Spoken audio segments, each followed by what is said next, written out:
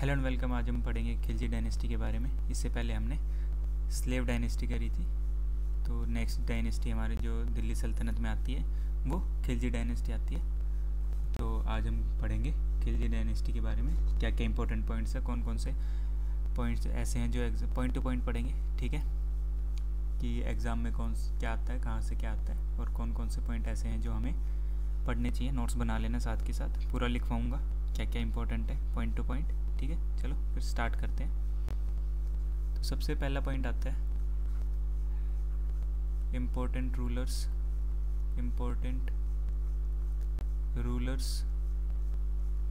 And founders. Ruler and founder. तो founder जो था, ये हमने स्लेव डायनेस्टी में भी पढ़ा था कि जो फाउंडर था वो था जलालुद्दीन खिलजी। जलालुद्दीन खिलजी। इसका टाइम पीरियड था 1290 से लेके 1296, मतलब 1290 से लेके 1296 तक, ठीक है। इस जो हमारा जलालुद्दीन था, इसका जो एग्ज़ाम पॉइंट ऑफ व्यू से अगर देखा जाए तो सिर्फ एक ही पॉइंट है कि ये जो था खिलजी डायनेस्टी का फाउंडर था, ठीक है। फिर दूसरी बारी आती है अलाउद्दीन खिलजी की, ठीक है। अलाउद्दीन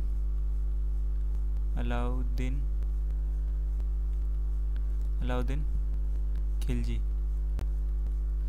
ये सबसे ज़्यादा मेन रूलर था, ठीक है। इसका टाइम पीरियड लिख लो, 1296 से लेके 1316 तक, ठीक है। ये जो था most powerful ruler of the dynasty, most powerful ruler of dynasty. Khilji dynasty का सबसे ज़्यादा पावरफुल राजा या फिर रूलर यही था, ठीक है। फिर इसके बारे में हम एक्सटेंडेड इसके बाद पढ़ेंगे, पहले एक बार देख लेते हैं कौन कौन से रूलर आए। फिर आता है कुतुबउद्दीन मुबारक शाह। कुतुबउद्दीन मुबारक शाह, ठीक है। ये था बेटा। इसका टाइम पीरियड लिख लो, 1316 से लेके 1320 तक। ये था सन ऑफ अलाउद्दीन खिलजी, अलाउद्दीन खिलजी, ठीक है। इसको मार देता है खुसरो खान। इसका जनरल था, जनरल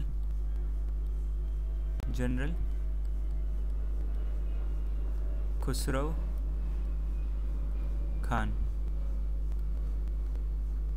ठीक है। ये एक हिंदू कन्वर्टेड था, पहले हिंदू था, ये बाद में मुस्लिम में कन्वर्ट हुआ, और ये कुतुबउद्दीन मुबारक शाह को मार देता। फिर इसको मार देता गाजी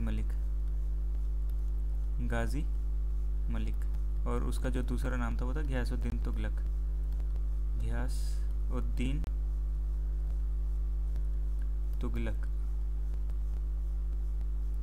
ठीक है। तो वो तुगलक डायनेस्टी को फाउंड करता है, ठीक है। अब हम पढ़ेंगे अलाउद्दीन खिलजी के बारे में एक्सटेंडेड में, ठीक है। तो इसको मिटा लेते हैं, ये सारा कुछ नोट कर लेना। दूसरा पॉइंट आता है हमारा अलाउद्दीन खिलजी,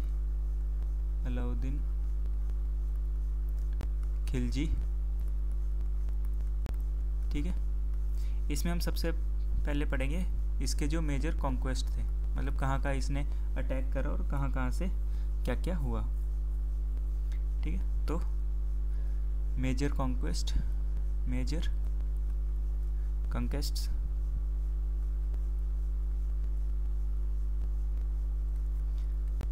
फर्स्ट आता है गुजरात।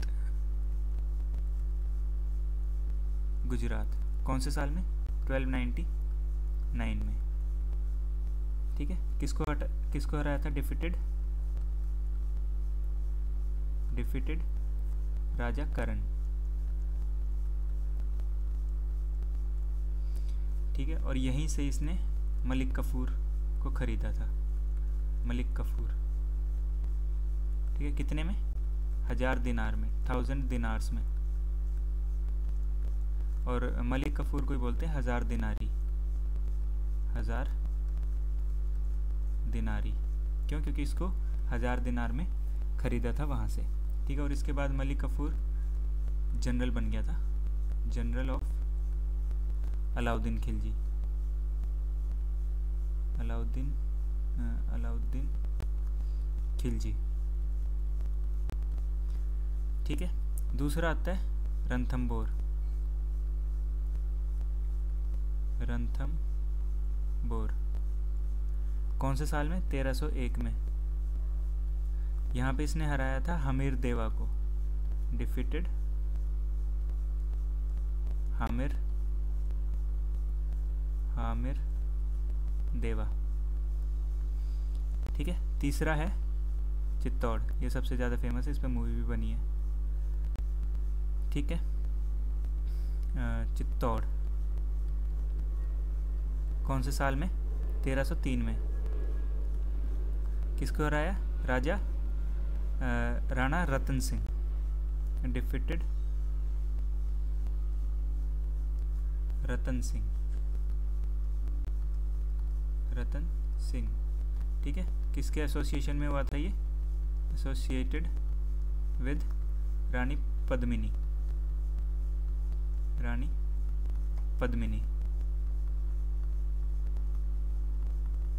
पूरे नोट्स लिखवा रहा हूँ, ये लिख लेना, ठीक है। साथ के साथ ऐसे लिखोगे याद भी रहेंगे और आपकी एक ही जगह सारा कुछ आपका कंपाइल भी हो जाएगा, ठीक है।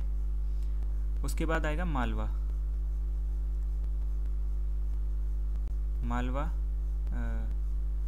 मालवा 1305, ठीक है।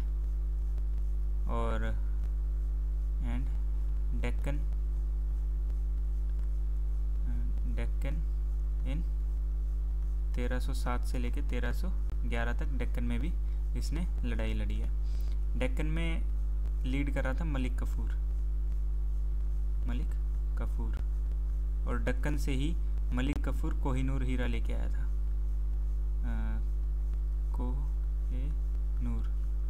कोहिनूर डायमंड जो है वो डेक्कन से मलिक कफूर लेके आया था, ठीक है। और तब जाके वो दिल्ली सल्तनत के पास आया था, ठीक है। और इसमें पांचवी लड़ाई ये भी लिख सकते हो कि इसने जो मंगोल इन्वेजन था, उसको भी रोक दिया था, ठीक है। 1296 से लेकर 1308 तक काफ़ी बार मंगोल्स ने इन्वेड करा, लेकिन वो सफल नहीं हो पाई। क्यों? क्योंकि अलाउद्दीन खिलजी ने होने नहीं दिया, ठीक है। ये थे इसके जहाँ जहाँ इसने अटैक करा और कहाँ किस को हराया और क्या क्या ये लेके आया वहाँ से, ठीक है। नोट डाउन कर लेना इसको। अगला आता है एडमिनिस्ट्रेशन रिफॉर्म्स, ठीक है। एडमिनिस्ट्रेशन रिफॉर्म्स,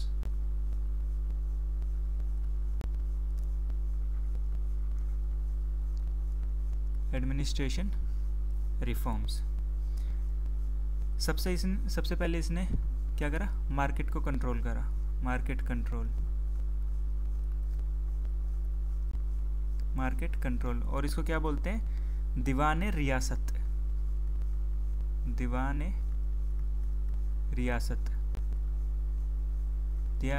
रियासत किसने बनाया था? अलाउद्दीन खिलजी ने। क्यों? क्योंकि उसको मार्केट कंट्रोल करना था। इसमें मार्केट कंट्रोल में इसने करा क्या? फिक्स्ड प्राइस करा, ठीक है। फिक्स्ड प्राइस कि अगर कोई एक चीज़ बिक रही है मल्टीपल दुकानों पे तो उसका फिक्स्ड प्राइस होगा। इससे क्या होगा? जो प्रिवेंशन ऑफ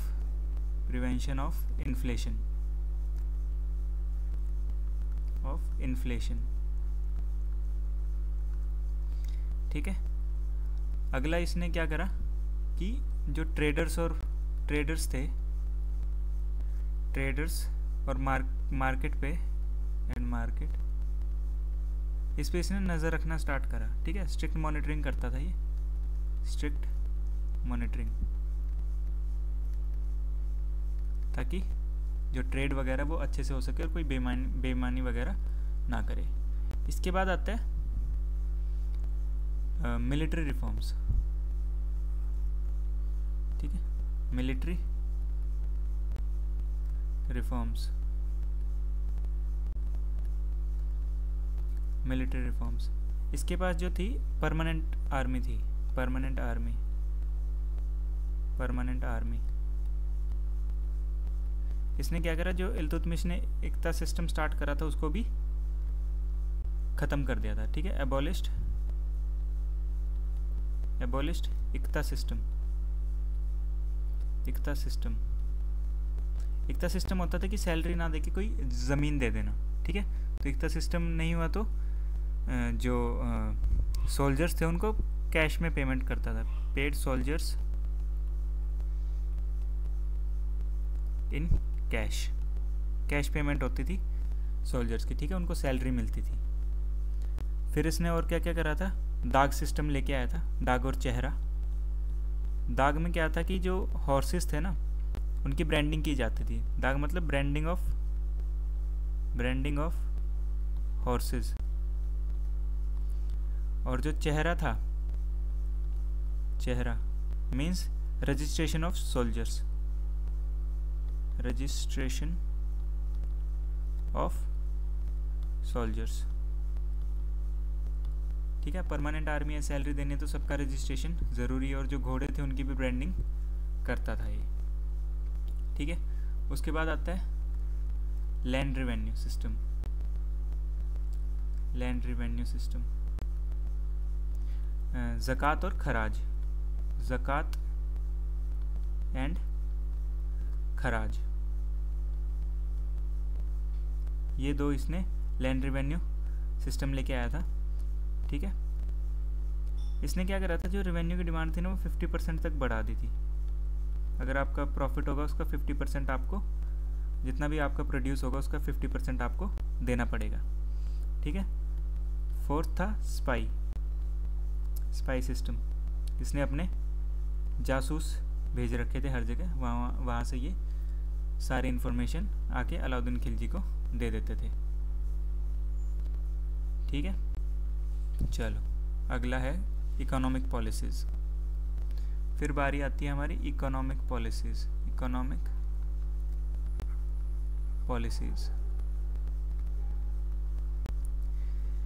अब इकोनॉमिक पॉलिसीज़ में क्या होता था कि एक तो करेंसी रिफॉर्म्स करे इसने, करेंसी रिफॉर्म्स।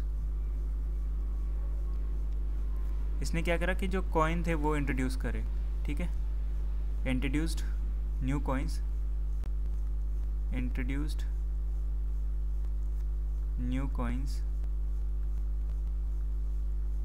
ठीक है, इनको बोलते थे टंकाज। टंका किसने इंट्रोड्यूस करा, अलाउद्दीन खिलजी ने। दूसरा था स्ट्रिक्ट पेनल्टीज, कि अगर कोई करप्शन करता है तो उसको पनिशमेंट दी जाएगी, पनिशमेंट फॉर करप्शन।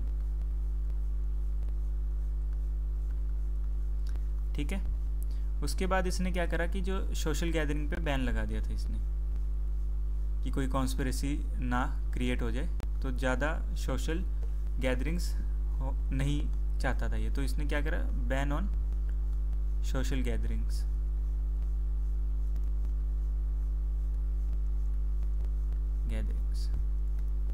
ठीक है, उसके बाद आता है आर्किटेक्चर। इसका आर्किटेक्चर, ठीक है, इसने क्या क्या बनवाया। एक्चुअली ये कुतुब मीनार जैसा ही कोई मीनार बनवाना चाहता था, लेकिन इसने बहुत कोशिश करी लेकिन बन नहीं पाया। तो उसके पास ही इसने क्या बनवाया, अलाई दरवाज़ा।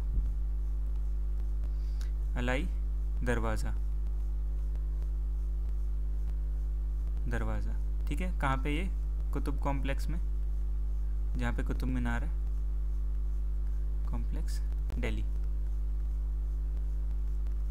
ठीक है, अब इसके एक पोएट भी होता था इसके उसमें कोर्ट में, तो उसका नाम था अमीर खुसरो।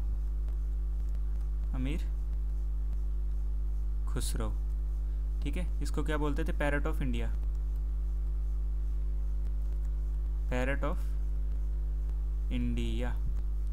ठीक है,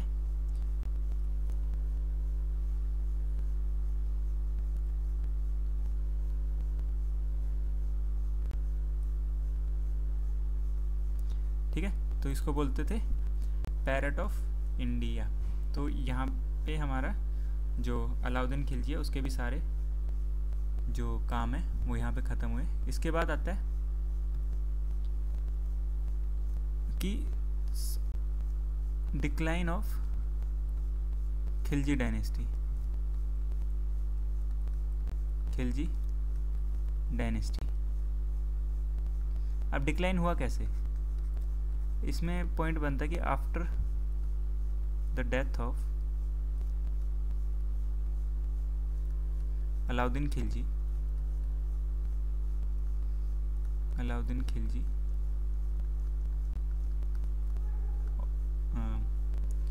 कुतुब उद्दीन मुबारक शाह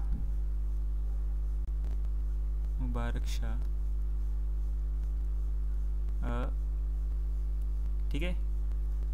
डेथ के बाद कौन आया था? कुतुबुद्दीन मुबारक शाह, जो कि क्या था?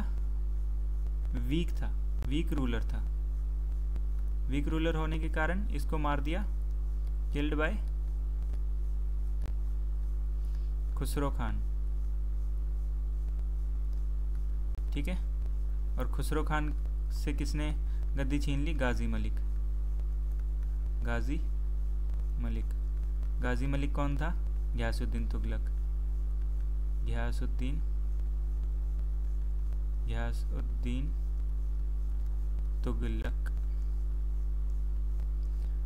तुगलक आया तो नेक्स्ट डायनेस्टी हमारी आ गई तुगलक डायनेस्टी, ठीक है।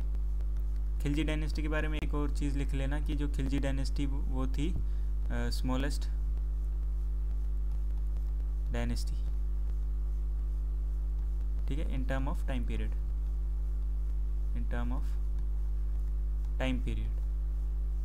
ठीक है। सबसे कम टाइम तक किसने राज करा था दिल्ली पे? वो थी खिलजी डायनेस्टी। खिलजी डायनेस्टी भी इसलिए इम्पोर्टेंट है क्योंकि इसमें अलाउद्दीन खिलजी था, अदरवाइज ना जलालुद्दीन खिलजी ने कुछ करा, ना कुतुबुद्दीन मुबारक शाह ने, ठीक है। और खुसरो खान ने तो गाजी मलिक को ही अपना साम्राज्य सौंप दिया था, ठीक है। तो आज की वाली वीडियो में इतना ही। Thank you.